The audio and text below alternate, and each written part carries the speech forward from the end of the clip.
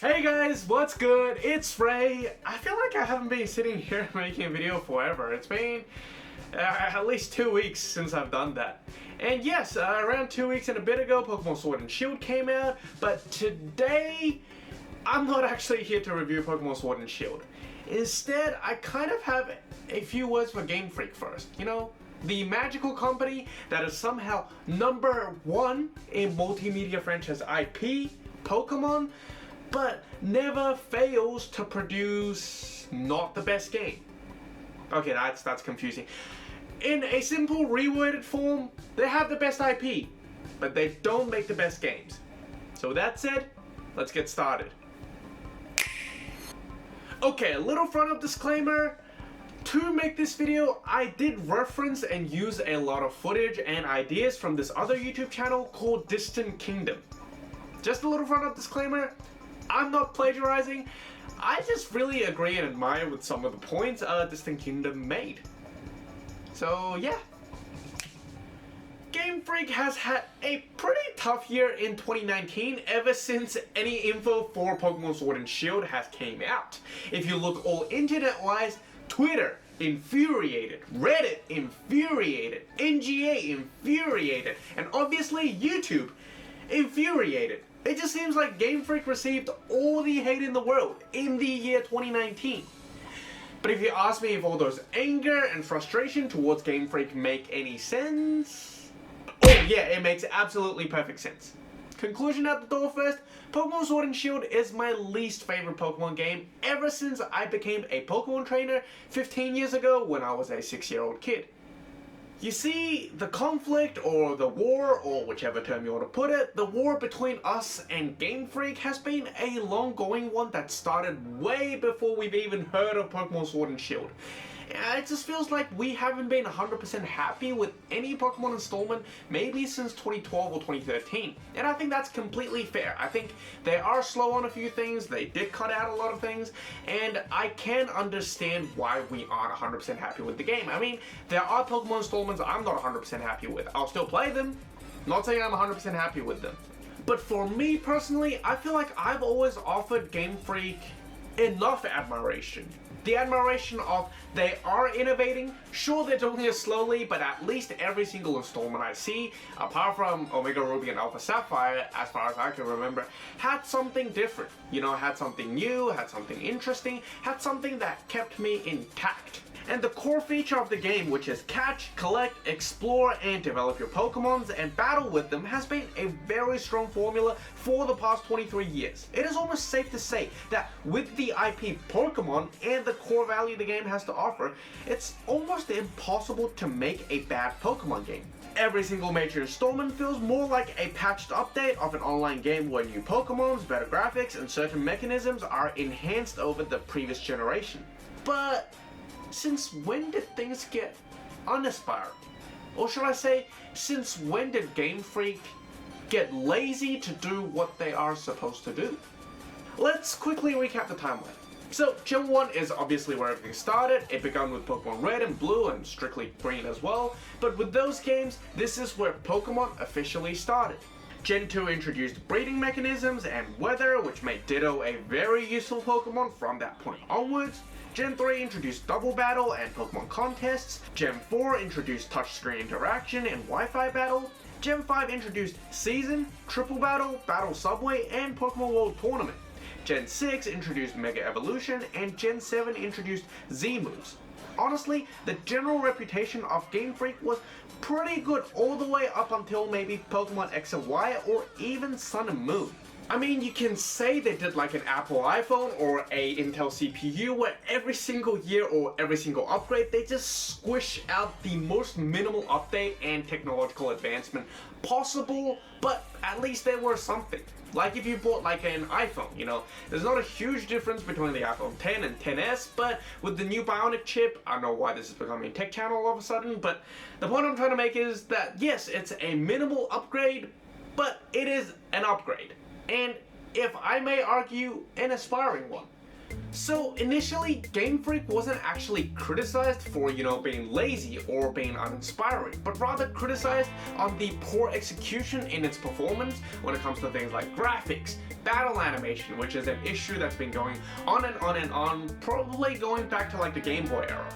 Graphics of different games will see the most minimal improvements if it is on the same system, while most game developers understand the capabilities of the gaming platform more and more through time. It's simply not a thing for Game Freak. And the battling animation has long been the Pokemon model, flinching a tiny little bit for most of the moves, and a move just suddenly comes out of nowhere, which physically does not make any freaking sense.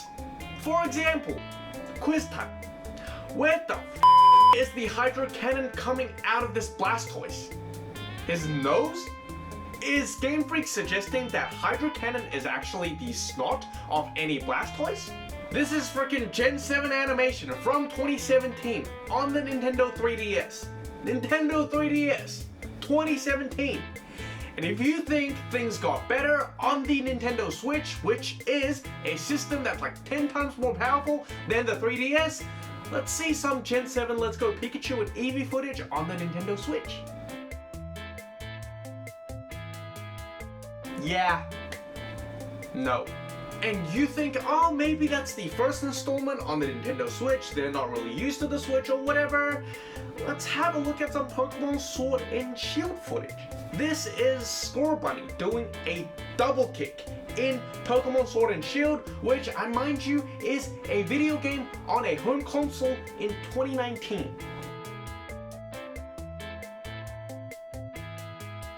What the actual is this Scorbunny actually using a double kick that's trying to kick the enemy, or is it just having a horrible cramp after a soccer session? It can't be the first, so I'm assuming it's the second. By the way, as a direct comparison, this is double kick in the game Pokemon Battle Revolution, which, I mind you, is a game published in 2006 on the Wii. 2006! Wii! That's 2 home consoles. That's 2 generations of home consoles over 13 years. So, I guess Game Freak is trying to convince me that either the Wii is a more powerful system than the Nintendo Switch, or Genius Sonority have better game developers than freaking Game Freak. I think the answer is quite clear, honestly. So for those of you that kept defending Game Freak by saying, oh, Game Freak is only a small company with 150 employees, well, first of all, Pokemon is #1 in net worth out of all multimedia intellectual properties. Everything. That includes movies, that includes video games, that includes anything you can think of. So they literally have all the money in the world to A, hire more people, B, get more staff members, and C, not reject the technical assistance offered by Nintendo.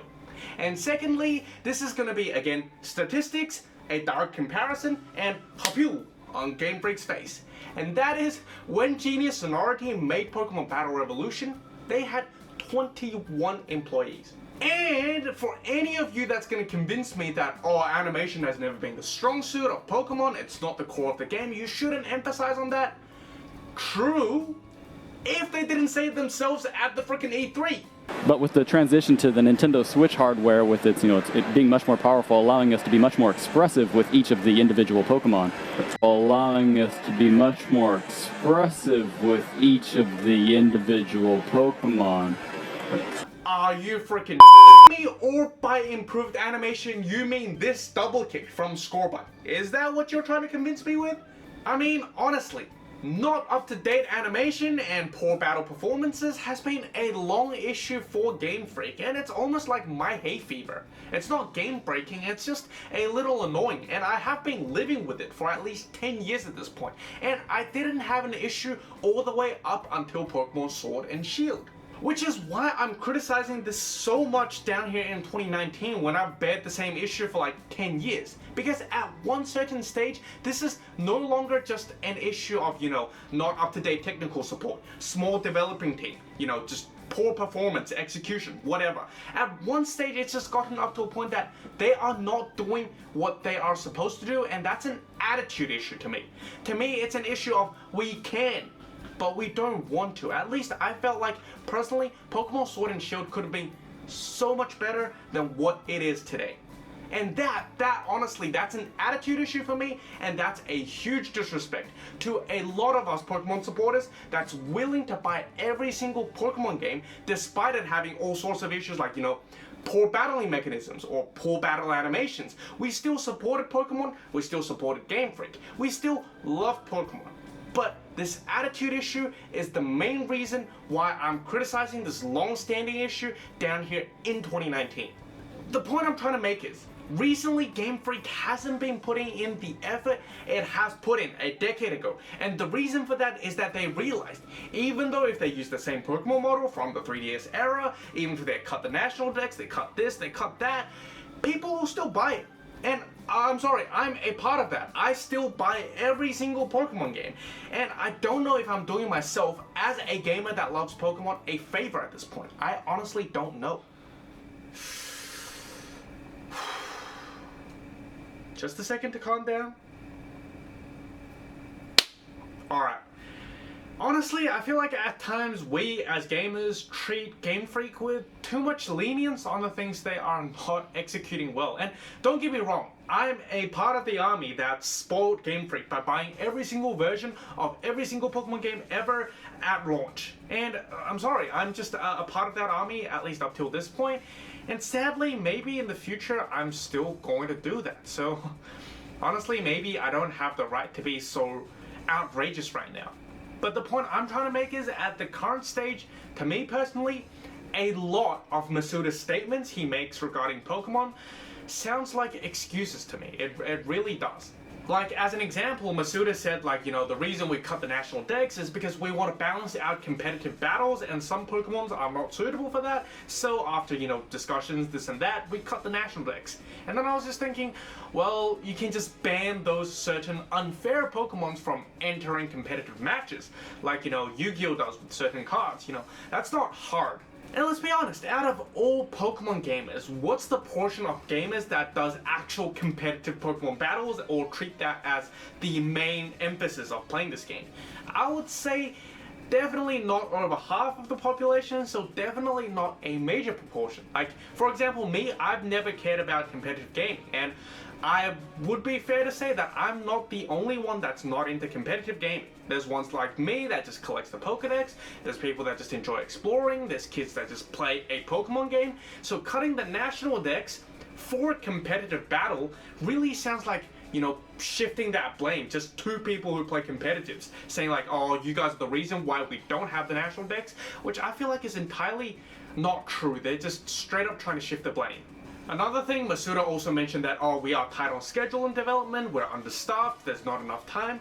Well, according to news, Pokemon Sword and Shield was in development the moment Pokemon Sun and Moon was out, which was 2016. So they had more than 3 years, or approximately 3 years, to develop the game before its release. And let's put a comparison out there. Death Stranding was also developed over like 3 years and a bit by like 70 people. And if you want to compare the gaming performance, I'm not here to talk about the gameplay or the idea or anything, just the performance of these two games. I don't even want to keep this conversation going. It's just like, just don't. It's so obvious that that's just an excuse, and such a convenient excuse that you can always pull off. Oh, we're understaffed. Like, you can't ever have enough people. Like, as a Pokemon fan for 15 years, I really want to support Pokemon. I want to tell people that Pokemon Sword and Shield is the best Pokemon game you can ever find.